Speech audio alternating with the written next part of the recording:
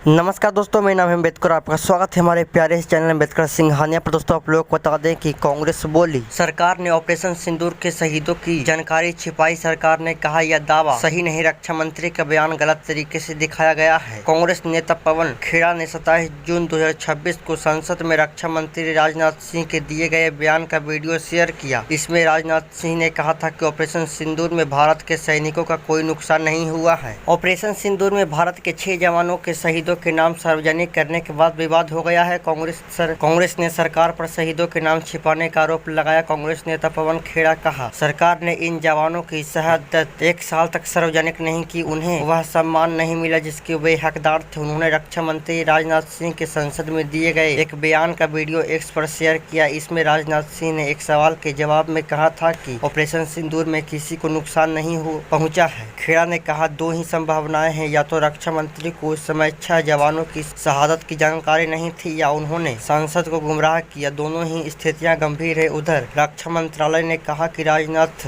के संसद में दिए गए बयान को गलत तरीके से पेश किया जा रहा है। इस पर रक्षा मंत्रालय ने कहा कि यह दावा गलत है कि शहीदों को पहली बार सम्मान मिला। रक्षा मंत्री राजनाथ सिंह ने बयान को गलत तरीके से पेश किया। कांग्रेस नेता पवन खेड़ा बोले, इन शहीदों को समय पर राष्ट्रीय स्तर पर पहचान नहीं दी। परिवारों से भी पूरी सच्चाई छिपाई गई। जो सैनिकों का अपमान दिनांक 26 जून 2026 को 6 जवान शहीदों के नाम वॉर मेमोरियल में दर्ज किए गए। ऑपरेशन सिंदूर के शहीद जवान के आप लोग यहाँ पे नाम देख सकते हैं। यहाँ पे शहीद जवानों का आप लोग नाम देख सकते हैं। दिनेश कुमार मूड, मुरली नायक, सुरेंद्र कुमार, पवन कुमार, सुनील कुमार सिंह, इन 6 जवान ऑपरेशन सिंदूर में, जो कि इन जवानों का 1 साल तक नाम छुपाया गया, सार्वजनिक रूप से 2026 में खुलासा हुआ इन जवानों का।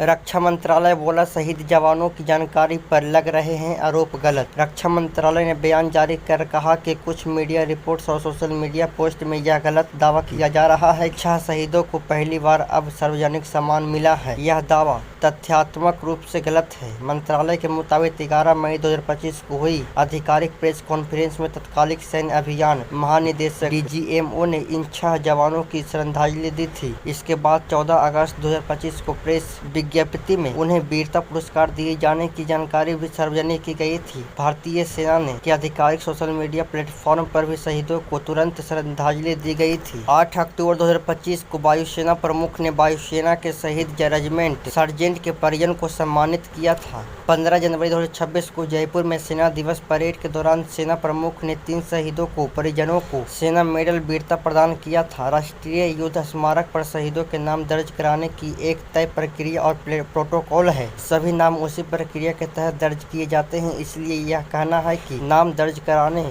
में देरी हुई या शहीदों को अब पहली बार सम्मान मिला है, सही नहीं है। मंत्रालय ने कहा कि सरकार के शहीदों के परिवारों को शिक्षा, स्वास्थ्य और अन्य सभी निर्धारित सुविधाएं उपलब्ध कराई जाएगी। तो दोस्तों, एक तरफ भारत के विपक्ष लोग यह आरोप लगाने में जुटे हैं कि भारतीय सरकार इन शहीद 6 जवानों को नाम को छिपा कर रखा, और वहीं वर्तमान रक्षा मंत्रालय और गृह मंत्रालय सभी मंत्रियों ने यह दावा कर रहा है कि यह पहली बार नहीं है। हमने पहले भी सार्वजनिक रूप से यह कहा था कि भारत का नुकसान हुआ है। नई दिल्ली स्थित राष्ट्रीय युद्ध स्मारक के वॉल पर साल 2025 के खंड में ऑपरेशन सिंदूर के साथ सभी 6 जवानों के नाम लिखे गए हैं, जैसा कि आप लोग तस्वीरों के माध्यम से देख ही सकते हैं। रक्षा मंत्रालय ने राजनाथ के बयान पर भी सफाई दी। रक्षा मंत्रालय ने कहा कि सोशल मीडिया पर रक्षा मंत्री राजनाथ सिंह के संसद में दिए गए भाषण में एक हिस्से को संदर्भ में अलग करके पेश किया गया है। इससे यह गलत संदेश देने की कोशिश की गई कि उन्होंने ऑपरेशन सिंदूर में किसी भारतीय सैनिक के शहीद नहीं होने की बात कही थी। रक्षा मंत्रालय ने कहा कि राजनाथ सिंह का बयान ऑपरेशन सिंदूर के दौरान भारतीय वायुसेना के पायलटों के मारे जाने के दावों का खंडन करने के लिए था। राजनाथ सिंह ने 28 जुलाई 2025 को संसद में कहा था कि हमारे विपक्ष के लोग पूछते हैं कि हमारे कितने विमान गिरे। उन्होंने कभी हमसे ये नहीं पूछा कि हमारी सेना ने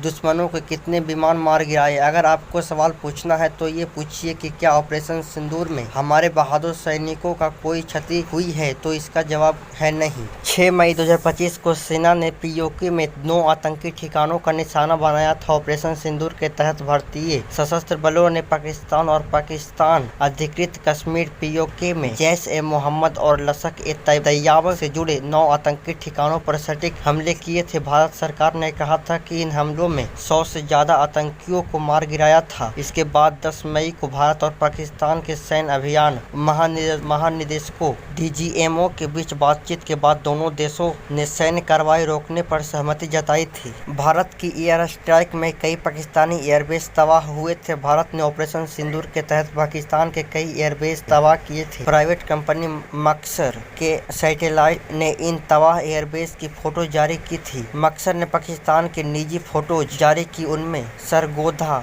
नूर खान, भोलारी और सुक्कुर के एयरबेस थे। फोटोज में साफ दिखा जा सकता है हमले के पहले और बाद में वहां क्या स्थिति है। तो दोस्तों आज के बस इतना ही, धन्यवाद।